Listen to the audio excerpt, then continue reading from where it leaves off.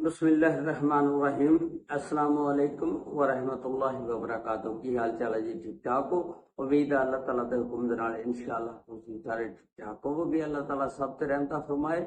अल्लाह ताला सब नूं अपने हिफ्ज़ो ईमान दे विच रखे। अज दे व्लॉग दे विच मैं तुहानूं एक इंतहाई अफसोसनाक वाक़या कि आ जिहड़े लोग बाहर जांदे ने और जिन्नी देर वो कमांदे ने उन्नी देर तां उन्हां दी बल्ले बल्ले हुंदी है ਤੇ ਜਦੋਂ ਉਹਨਾਂ ਦੇ ਉੱਤੇ ਬੁਰਾ ਵਕਤ ਆ ਜਾਂਦਾ ਫਿਰ ਦੋਸਤ ਅਹਿਬਾਬ ਰਿਸ਼ਤੇਦਾਰ ਸਕੇ ਭੈਣ ਭਰਾ ਸਾਰੇ ਸਾਥ ਛੱਡ ਜਾਂਦੇ ਨੇ। ਇਸੇ ਤਰ੍ਹਾਂ ਦਾ ਅੱਜ ਦੇ ਵਲੌਗ ਦੇ ਵਿੱਚ ਤੁਹਾਨੂੰ ਮੈਂ ਵਾਕਿਆ ਸੁਣਾਉਣ ਲੱਗਾ ਕਿ ਜਿਹੜਾ ਉਸ ਬੰਦੇ ਨੇ ਕਿਹਾ ਕਿ ਮੇਰਾ ਨਾਮ ਜ਼ਾਹਰ ਨਹੀਂ ਕਰਨਾ ਔਰ ਮੇਰਾ ਸ਼ਹਿਰ ਵੀ ਨਹੀਂ ਜ਼ਾਹਰ ਕਰਨਾ ਕਿ ਉਹ ਸਟੋਰੀ ਉਹਨੇ ਆਪਣੀ ਸਾਰੀ ਦੱਸੀ ਕਿ ਮੇਰੀ ਜਿਹੜੀ ਸਟੋਰੀ ਆ ਉਹ ਸਾਰੀ ਤੁਸੀਂ ਸ਼ੇਅਰ ਕਰੋ। ਉਸ ਬੰਦੇ ਦਾ ਫਰਜ਼ੀ ਨਾਮ ਹੁੰਦਾ ਅਖਤਰ। ਉਹ ਪਾਕਿਸਤਾਨ ਦੇ ਵਿੱਚ ਪੰਜਾਬ ਦੇ ਸੂਬੇ ਕਿਸੇ ਸ਼ਹਿਰ ਦਾ ਰਹਿਣ ਵਾਲਾ ਆ ਤੇ ਉਹ ਅੱਜ ਤੋਂ 10 ਸਾਲ ਪਹਿਲਾਂ ਜਦੋਂ ਉਹਦੀ ਉਮਰ 20 ਸਾਲ ਸੀ ਤੇ ਉਹ ਵਿਜ਼ਿਟ ਦੇ ਵੀਜ਼ੇ ਦੇ ਉੱਤੇ ਦੁਬਈ ਚਲਾ ਜਾਂਦਾ।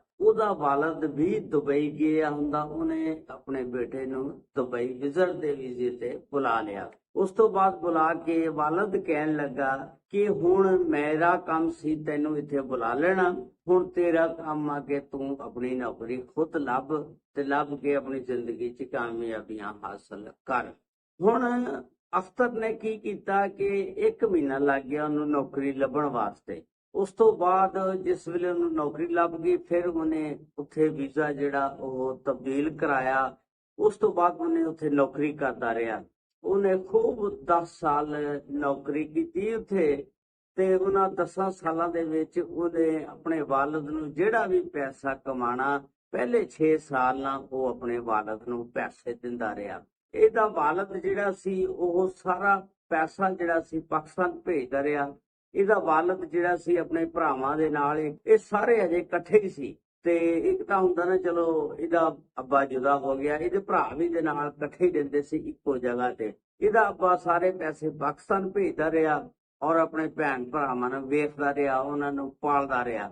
ਤੇ ਉਸ ਤੋਂ ਬਾਅਦ ਜਿਹੜਾ ਇਹਦਾ ਅੱਬਾ ਸੀ ਪਹਿਲਾਂ ਉਹ 3 ਸਾਲ ਬਾਅਦ ਪਾਕਿਸਤਾਨ ਆਂਦਾ ਸੀ। ਜਦੋਂ ਪੁੱਤਰ ਦੇ ਪੈਸੇ ਵੀ ਮਿਲਣੇ ਸ਼ੁਰੂ ਹੋ ਗਏ ਉਹਨੇ ਵੀ ਕਮਾਈ ਕਰਨੀ ਸ਼ੁਰੂ ਕਰਤੀ ਤੇ ਫਿਰ ਇਹਦਾ ਅੱਬਾ ਜਿਹੜਾ ਸੀ ਨਾ 3 ਸਾਲ ਦੀ ਬਜਾਏ ਫਿਰ 6 ਮਹੀਨੇ ਬਾਅਦ ਜਾਂ ਸਾਲ ਬਾਅਦ ਪਾਕਿਸਤਾਨ ਚੱਕਰ ਲਾ ਲੈਂਦਾ ਸੀ ਕਿਉਂਕਿ ਪੈਸੇ ਕਾਫੀ ਆ ਗਏ ਸੀ। ਤੇ ਉਸ ਤੋਂ ਬਾਅਦ 6 ਸਾਲ ਤੱਕ ਜਦੋਂ ਉਹਨੂੰ ਪੈਸੇ ਦਿੱਤੇ ਨੇ ਆਪਣੇ ਅੱਬੇ ਨੂੰ, ਉਸ ਤੋਂ ਬਾਅਦ 6 ਸਾਲ ਤੋਂ ਬਾਅਦ ਇਹਨੇ ਆਪਣੀ ਅੰਮੀ ਨੂੰ ਪੈਸੇ ਪਾਕਿਸਤਾਨ ਭੇਜਣੇ ਸ਼ੁਰੂ ਕਰਤੇ।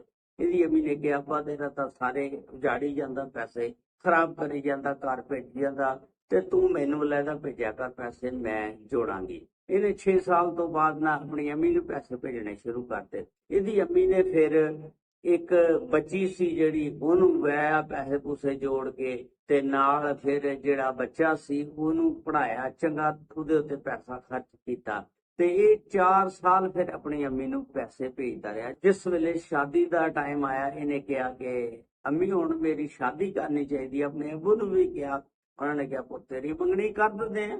ਇਹਨਾਂ ਨੇ ਨਾ ਉਹਦੀ 3 ਦਫਾ ਮੰਗਣੀ ਕੀਤੀ ਔਰ 3 ਦਫਾ ਮੰਗਣੀ ਕਰਕੇ ਇਹਨਾਂ ਨੇ ਤੋੜ ਦਿੱਤੀ ਕਿ ਜਦੋਂ ਇਹ ਸਾਡਾ ਪੁੱਤ ਇੱਕ ਅਲੱਗਾ ਘਰ ਦੇ ਵਿੱਚ ਰਹੇਗਾ, ਆਪਣਾ ਘਰ ਬਣਾ ਲਏਗਾ, ਆਪਣੇ ਪੈਰਾਂ ਤੇ ਖੜਾ ਹੋ ਜਾਏਗਾ, ਫਿਰ ਅਸੀਂ ਇਹਦੀ ਸ਼ਾਦੀ ਕਰਾਂਗੇ।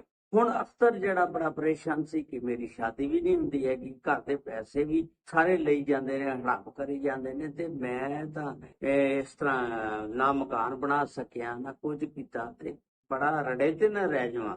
ਇਹਨੇ ਇਸ ਤਰ੍ਹਾਂ ਕੀਤਾ ਕਿ ਪਾਕਿਸਤਾਨ ਦੇ ਵਿੱਚ ਕਿਸੇ ਦਾ ਰਾਬਤਾ ਕਰਕੇ ਕੋਈ ਦੋਸਤ ਦੇ ਜ਼ਰੀਏ ਉਹ ਪਾਕਿਸਤਾਨ ਦੇ ਵਿੱਚ ਇਹਨੇ ਸ਼ਾਦੀ ਕਰ ਲਈ ਤੇ ਸ਼ਾਦੀ ਤੋਂ ਬਾਅਦ ਅੱਲਾਹ ਤਾਲਾ ਨੇ ਇਹਨੂੰ ਇੱਕ ਖੂਬਸੂਰਤ ਬੇਟੀ ਅਤਾ ਕੀਤੀ। 1 ਸਾਲ ਜਿਸ ਵੇਲੇ ਸ਼ਾਦੀ ਤੋਂ ਬਾਅਦ ਬੇਟੀ ਹੋਈ ਤੇ ਫਿਰ ਇਹਨੇ ਨਾ ਇੱਕ ਆਪਣੇ ਦੋਸਤ ਦੇ ਨਾਲ ਉੱਥੇ ਦੁਬਈ ਦੇ ਵਿੱਚ ਰਹਿ ਕੇ ਕਾਰੋਬਾਰ ਕਰ ਲਿਆ। ਹੁਣ ਇਹਦਾ ਦੋਸਤ ਔਰ ਇਹਨੇ ਦੋਨਾਂ ਨੇ ਕਾਰੋਬਾਰ ਦੁਬਈ ਦੇ ਵਿੱਚ ਕੀਤਾ ਤੇ ਉਹ ਕਾਰੋਬਾਰ ਚੰਗਾ ਚੱਲਿਆ ਤੇ ਇੱਥੋਂ ਤੱਕ ਕਿ ਇਹ ਆਪਣੀ ਬੀਵੀ ਔਰ ਜਿਹੜੀ 1 ਸਾਲ ਦੀ ਬੱਚੀ ਸੀ ਉਹਨੂੰ ਵੀ ਦੁਬਈ ਲੈ ਗਿਆ। ਤੇ ਉਸ ਤੋਂ ਬਾਅਦ ਇਹ ਫਿਰ ਇੰਨਾ ਤਕੜਾ ਹੋ ਗਿਆ, ਪੈਰਾਂ ਤੇ ਖੜ ਗਿਆ ਕਿ ਇਹ ਆਪਣੀ ਅੰਮੀ ਨੂੰ ਵੀ ਦੁਬਈ ਬੁਲਾ ਲੈਂਦਾ ਸੀ 2-3 ਮਹੀਨੇ ਵਾਸਤੇ ਵਿਜ਼ਿਟ ਦੇ ਵੀਜ਼ੇ ਤੇ ਆਪਣੇ ਕੋਲ ਰੱਖਦਾ ਸੀ। ਉਸ ਤੋਂ ਬਾਅਦ ਫਿਰ ਜਿਸ ਵੇਲੇ ਉਹਦੀ ਅੰਮੀ ਵਾਪਸ ਆਂਦੀ ਸੀ ਉਹਨੂੰ ਸ਼ਾਪਿੰਗ ਵਗੈਰਾ ਵੀ 2-3 ਲੱਖ ਦੀ ਕਰਾ ਦੇਣੀ, ਕਹਿਣਾ ਜਾ ਕੇ ਪਾਕਿਸਤਾਨ ਲੋਕਾਂ 'ਚ ਤੋਹਫੇ ਤਾਇਫ ਜਿਹੜੇ ਸੀ ਉਹ ਵੰਡ ਲਈ ਤੇ ਰਿਸ਼ਤੇਦਾਰਾਂ ਨੂੰ ਜਿਹੜਾ ਰਾਜ਼ੀ ਕਰ ਲਈ। ਤੇ ਇਹਦੀ ਰਿਸ਼ਤੇਦਾਰਾਂ ਦੇ ਵਿੱਚ ਸਾਰਿਆਂ ਦੇ ਵਿੱਚ ਚੰਗੀ ਆਓ ਭਗਤ ਹੋਣ ਲੱਗ ਪਈ, ਬੱਲੇ ਬੱਲੇ ਹੋਣ ਲੱਗ ਪਈ ਜੀ, ਅਖਤਰ ਬੜੀ ਚੜ੍ਹਾਈ ਤੇ ਆ, ਸਾਰੇ ਇਹਨੂੰ ਸਲੂਟ ਮਾਰਨ, ਸਾਰੇ ਇਹਨੂੰ ਫੋਨ ਕਰਨ, ਸੇਵਾ ਕਰਨ ਜਦੋਂ ਪਾਕਿਸਤਾਨ ਆਵੇ।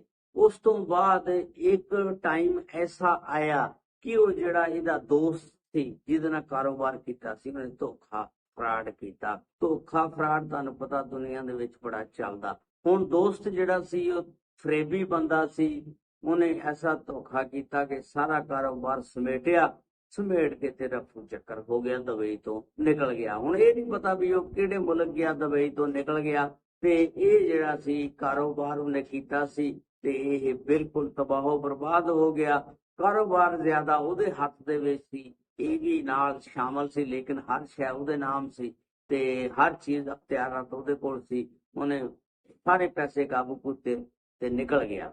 ਹੁਣ ਇਹਨੇ ਕੀ ਕੀਤਾ ਕਿ ਆਪਣੀ ਸਭ ਤੋਂ ਪਹਿਲਾਂ ਬੀਵੀ ਤੇ ਬੇਟੀ ਨੂੰ ਪਾਕਿਸਤਾਨ ਭੇਜਿਆ ਔਰ ਦੱਸਿਆ ਆਪਣੇ ਮਾਂ-ਬਾਪ ਨੂੰ ਕਿ ਮੇਰਾ ਕਾਰੋਬਾਰ ਜਿਹੜਾ ਸੀ ਤਬਾਹ ਹੋ ਗਿਆ। ਇਸ ਤਰ੍ਹਾਂ ਮੇਰਾ ਦੋਸਤ ਸੀ, ਉਹਨੇ ਮੈਨੂੰ ਚੱਕਰ ਦੇ ਦਿੱਤਾ ਜਿਹਦੀ ਵਜ੍ਹਾ ਨਾਲ ਮੈਂ ਅੱਜ ਕੱਲ ਬੜੇ ਮਾਲੀ ਹਾਲਾਤ ਮੁਸ਼ਕਲ ਦੇ ਵਿੱਚ ਫਸਿਆ ਹੋਇਆ, ਮਾਲੀ ਹਾਲਾਤ ਠੀਕ ਨਹੀਂ ਹੈਗੇ। ਤੇ ਜਿਸ ਵੇਲੇ ਬੀਵੀ ਬੱਚੇ ਪਾਕਿਸਤਾਨ ਪਹੁੰਚੇ ਤੇ ਇਹਦੀ ਮਾਂ ਕਹਿਣ ਲੱਗੀ, ਪੁੱਤ ਤੂੰ ਨਾਲ ਕੋਈ 4-5 ਲੱਖ ਰੁਪਈਆ ਤਾਂ ਭੇਜਦਾ ਤਾਂ ਕਿ ਅਸੀਂ ਤੇਰੀ ਬੇਟੀ ਔਰ ਬੀਵੀ ਦਾ ਖਿਆਲ ਕਰ ਸਕਦੇ। ਤੂੰ ਪੈਸਾ ਤਾਂ ਕੋਈ ਵੀ ਨਹੀਂ ਭੇਜਿਆ, ਸਾਡੇ ਕੋਲ ਵੀ ਕੋਈ ਪੈਸਾ ਨਹੀਂ, ਅਸੀਂ ਕਿੱਦਾਂ ਇਹਦੀ ਦੇਖਭਾਲ ਕਰਾਂਗੇ। ਤੇ ਹਾਲਾਂਕਿ ਉਹ 10 ਸਾਲ ਪੈਸੇ ਭੇਜਦਾ ਰਿਹਾ। ਉਦੋਂ ਜਿਹੜਾ ਪੈਸਾ ਭੇਜਦਾ ਸੀ ਉਹ ਕਿੱਥੇ ਕੀਤਾ ਇਹਨਾਂ ਨੇ? ਹਾਲਾਂਕਿ ਉਹਨੇ ਉਹਨਾਂ ਪੈਸਿਆਂ ਦੇ ਨਾਲ ਆਪਣੇ ਭਰਾ ਨੂੰ ਵੀ ਪੜ੍ਹਾਇਆ, ਆਪਣੀ ਭੈਣ ਦੀ ਸ਼ਾਦੀ ਵੀ ਕਰਵਾਈ ਤੇ ਲੇਕਿਨ ਜਦੋਂ ਬੁਰਾ ਵਕਤ ਆਇਆ ਤੇ ਇਸ ਤਰ੍ਹਾਂ ਦੀਆਂ ਗੱਲਾਂ ਕਰਨ ਲੱਗ ਪਏ। ਤੇ ਉਸ ਤੋਂ ਬਾਅਦ 1 ਮਹੀਨੇ ਬਾਅਦ ਉਹ ਆਪ ਵੀ ਦੁਬਈ ਤੋਂ ਪਾਕਿਸਤਾਨ ਆ ਜਾਂਦਾ, ਕਿਉਂਕਿ ਉਹਦੇ ਕੋਲ ਕਾਰੋਬਾਰ ਤਾਂ ਰਿਹਾ ਨਹੀਂ, ਉੱਥੇ ਹਰ ਸ਼ੈ ਖਾਲੀ ਹੋ ਗਿਆ, ਨੰਗਾ ਹੋ ਗਿਆ ਵਿਚਾਰਾ। ਜਿਸ ਵੇਲੇ ਘਰ ਪਹੁੰਚਦਾ 에ਅਰਪੋਰਟ ਤੇ ਆ ਕੇ ਵੇਖਦਾ, 에ਅਰਪੋਰਟ ਤੋਂ ਨਿਕਲਣ ਲੱਗਦਾ, ਕੋਈ ਬੰਦਾ ਵੀ ਉਹਦਾ ਇਸਤਕਬਾਲ ਕਰਨ ਵਾਸਤੇ ਨਹੀਂ ਆਇਆ, ਨਾ ਉਹਦਾ ਭਾਈ ਜਿਹਨੂੰ ਉਹਨੇ ਪੜ੍ਹਾਇਆ ਔਰ ਪੜ੍ਹ ਕੇ ਉਹ ਹੁਣ ਨੌਕਰੀ ਤੇ ਅੱਛੀ ਨੌਕਰੀ ਤੇ ਲੱਗ ਗਿਆ, ਪੈਸੇ ਕਮਾਉਣ ਲੱਗ ਪਿਆ, ਨਾ ਉਹਦਾ ਭਰਾ ਉਹਨੂੰ ਲੈਣ ਵਾਸਤੇ ਆਇਆ, ਨਾ ਉਹਦੀ ਕੋਈ ਭੈਣ ਆਈ ਜਿਨ੍ਹਾਂ ਦੀ ਸ਼ਾਦੀ ਉਹਨੇ ਕੀਤੀ, ਨਾ ਮਾਂ ਪਿਓ ਆਇਆ ਜਿਨ੍ਹਾਂ ਨੂੰ 10 ਸਾਲ ਕਮਾਈ ਕਰਕੇ ਦੁਬਈ ਚੋਂ ਪਾਕਿਸਤਾਨ ਭੇਜਦਾ ਰਿਹਾ। ਜਦੋਂ ਬਾਹਰ ਨਿਕਲਿਆ ਤੇ ਉਹਦਾ ਦਿਲ ਹੀ ਟੁੱਟ ਗਿਆ ਕਿ ਸਾਰੇ ਲੋਕ ਅੱਜ ਮੇਰੇ ਤੋਂ ਮੂੰਹ ਫੇਰ ਗਏ ਨੇ, ਮੈਂ ਖਾਲੀ ਹੋ ਗਿਆ। ਸਾਰੇ ਲੋਕ ਪੈਸੇ ਨੂੰ ਸਲਾਮ ਕਰਦੇ ਨੇ, ਬੇਸ਼ੱਕ ਰਿਸ਼ਤੇਦਾਰ, ਭੈਣ ਭਰਾ, ਮਾਂ ਪਿਓ, ਹਰ ਬੰਦਾ ਪੈਸੇ ਨੂੰ ਸਲਾਮ ਕਰਦਾ। ਤੇ ਉੱਥੋਂ ਨਿਕਲਦਾ ਘਰ ਆ ਜਾਂਦਾ, ਜਿਸ ਵੇਲੇ ਘਰ ਪਹੁੰਚਦਾ ਉਹਦੇ ਭੈਣ ਭਰਾ, ਚਾਚੇ ਤਾਏ, ਰਿਸ਼ਤੇਦਾਰ ਸਾਰੇ ਉਹਦੇ ਨਾਲ ਕੋਲ ਸਿੱਧੇ ਤਰੀਕੇ ਨਾਲ ਬੋਲਦੇ ਨਹੀਂ ਹੈਗੇ, ਪਤਾ ਇਹ ਖਾਲੀ ਹੱਥ ਆਇਆ, ਇਹਦੇ ਕੋਲ ਕੀ ਆ। ਤੇ ਇਸ ਤਰ੍ਹਾਂ ਉਹ 2 ਮਹੀਨੇ ਉੱਥੇ ਘਰ ਰਿਹਾ, ਬੜਾ ਔਖਾ ਉਹਨੇ ਗੁਜ਼ਾਰਾ ਕੀਤਾ।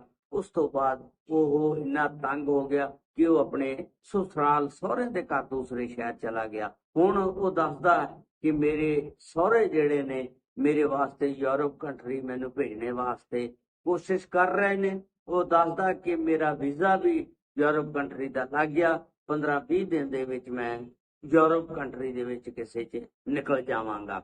ਤੇ ਇਸ ਤਰ੍ਹਾਂ ਮੈਨੂੰ ਘਰ ਵਾਲਿਆਂ ਦਾ ਪਤਾ ਲੱਗ ਗਿਆ। ਉਸ ਬੰਦੇ ਨੇ ਆਪਣੇ ਮਾਂ ਪਿਓ ਦੇ ਉੱਤੇ ਕੋਈ ਗਿਲਾ ਸ਼ਿਕਵਾ ਨਹੀਂ ਕੀਤਾ। ਉਹਨੇ ਕਿਹਾ ਕਿ ਮੇਰੀ ਕਿਸਮਤ ਦੇ ਵਿੱਚ ਹੀ ਅੱਲਾਹ ਤਾਲਾ ਨੇ ਇਸ ਤਰ੍ਹਾਂ ਲਿਖਿਆ ਹੋਏਗਾ, ਲੇਕਿਨ ਮੈਂ ਕਿਸੇ ਨੂੰ ਕੋਈ ਆਪਣੇ ਮਾਂ ਪਿਓ ਨੂੰ ਬੁਰਾ ਭਲਾ ਨਹੀਂ ਕਹਿੰਦਾ। ਅੱਲਾਹ ਤਾਲਾ ਉਹਨਾਂ ਨੂੰ ਇਨਸਾਫ ਕਰਨ ਦੀ ਤੌਫੀਕ ਦੇਵੇ, ਲੇਕਿਨ ਮੈਨੂੰ ਇਹ ਗਿਲਾ ਸ਼ਿਕਵਾ ਜ਼ਰੂਰ ਆ ਕਿ ਮੇਰੇ ਵਾਲਿदैन ਨੇ ਮੇਰੇ ਨਾਲ ਇਨਸਾਫ ਨਹੀਂ ਕੀਤਾ। ਇਹ ਸੀ ਅੱਜ ਦਾ ਵੀਡੀਓ ਜਿਹੜਾ ਮੈਂ ਤੁਹਾਡੇ ਨਾਲ ਸ਼ੇਅਰ ਕੀਤਾ। ਇਹ ਜਿਹੜੇ ਲੋਕ ਬਾਹਰ ਰਹਿੰਦੇ ਨੇ ਉਹਨਾਂ ਨੂੰ ਚਾਹੀਦਾ ਕਿ ਘਰ ਦੇ ਨਾਲ ਘਰ ਵਾਲਿਆਂ ਨੂੰ, ਮਾਂ ਪਿਓ ਨੂੰ, ਭੈਣ ਭਰਾਵਾਂ ਨੂੰ ਜ਼ਰੂਰ ਵੇਖੋ, ਨਾਲ ਆਪਣੀ ਜ਼ਿੰਦਗੀ ਆਉਣ ਵਾਲੇ ਵਕਤ ਵਾਸਤੇ ਕੁਛ ਨਾ ਕੁਛ ਬਚਾ ਕੇ ਸੇਵ ਕਰਕੇ ਰੱਖੋ, ਜਿਹੜਾ ਬੁਰੇ ਵਕਤ ਦੇ ਵਿੱਚ ਤੁਹਾਡੇ ਕੰਮ ਆ ਸਕੇ। ਇਹ ਇੱਕ ਸਬਕ ਅਮੋਜ਼ ਵਾਕਿਆ ਆ, ਕਹਾਣੀ ਆ। ਜਿਹੜੇ ਲੋਕ ਦੁਬਈ ਰਹਿੰਦੇ ਨੇ, ਸਾਡੇ ਪਿੰਡ ਦੇ ਬਹੁਤ ਲੋਕ ਦੁਬਈ ਗਏ ਹੋਏ ਨੇ, ਤੇ ਉਹ ਵੀ ਜ਼ਰਾ ਦੇਖ ਸੋਚ ਕੇ ਪੈਸੇ ਖਰਚ ਕਰੋ। ਅੱਲਾਹ ਤਾਲਾ ਸਭ ਤੇ ਰਹਿਮਤ ਫਰਮਾਏ। ਅੱਲਾਹ ਤਾਲਾ ਸਭ ਨੂੰ ਆਪਣੇ ਹਿੱਸੋ ਇਮਾਨ ਚ ਰੱਖੇ। अस्सलाम वालेकुम व रहमतुल्लाहि व बरकातहू।